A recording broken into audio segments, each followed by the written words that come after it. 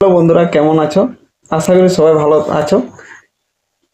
তো যদি ভালো নেই তাহলে সকাল সকাল একটু সময় বের করে ব্যায়াম যোগাসন করে নাও, তাহলে সবাই মাইন্ড শরীর ভালো থাকবে। তো আজকে যেটা নিয়ে কথা বলবো সেটা হলো WTC world test champion trophy, যেটা কিনা রোহিত শর্মা প্ল্যানিং চালু করে দিয়েছে। আর ভারতবর্ষের এই পাঁচটা পাঁচটা গুরুত্বপূর্ণ ম্যাচ, এগুলো না জিতলে ভারত ফাইনালে কিন্তু পৌঁছতে পারবে না। তো 10টা আছে, 10টার মধ্যে 5টা তাদেরকে জিততে হবে। তো ভারত এখন টেস্ট চ্যাম্পিয়ন ট্রফি 1 নম্বরে আছে।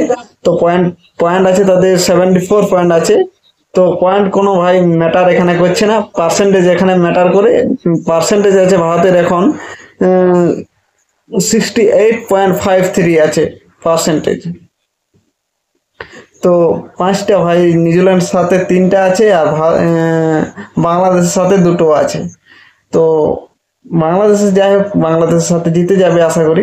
কিন্তু ভাই নিউজিল্যান্ড একটা টেস্ট চ্যাম্পিয়ন কান্ট্রি, দেশ, তারা কিন্তু অত সহজে তারা জিততে দেবে না। কিন্তু আশা করি এটা জিতে যাবে, কেন তাদের ইন্ডিয়াতে খেলগুলো হচ্ছে, হোম গ্রাউন্ডে খেল হচ্ছে। তো আশা করি ইন্ডিয়া এখানে জিতে যাবে। তো তো টার্নিং পয়েন্ট কিন্তু রোহিত শর্মা আর গৌতম গম্ভীরকে কিছুটা বদলা বদলাव আনতে হবে, না হলে হবে না।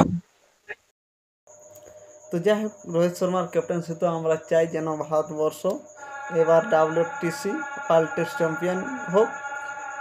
তো 19 সেপ্টেম্বর থেকে আছে টেস্টগুলো, যেগুলো আছে দিল্লিতে, পুনেতে আর বেঙ্গালুরুতে। তো এখানে যদি 5টা ম্যাচ যদি ইন্ডিয়া জিতে যায় ভারতবর্ষ, তাহলে তাদের পয়েন্ট হবে 134 পয়েন্ট, আর পার্সেন্টেজ হবে 79.76। আর যদি ভাই ইন্ডিয়া যদি অস্ট্রেলিয়াতে গিয়ে যদি 5টা ম্যাচে যদি অস্ট্রেলিয়াকে হারিয়ে দেয়, তাহলে ভাই রেকর্ড হয়ে যাবে, রেকর্ড ভারতের। পার্সেন্টেজ হবে আপনার 85, আর পয়েন্ট হবে 134 পয়েন্ট, যা কোনো দেশ করতে পারেনি, সেটা ইন্ডিয়া করে দেখাবে। তো যাই হোক ভাই, এবারও যেমন যেমন ওয়ার্ল্ড T20 ওয়ার্ল্ড কাপ যেমন ভারতবর্ষ জিতেছে রোহিত শর্মার ক্যাপ্টেন্সিতে, এবারও যেমন ভারত জিতে WTC রোহিত শর্মার ক্যাপ্টেন্সিতে, আশা করছি। তো ভালো থাকো সবাই।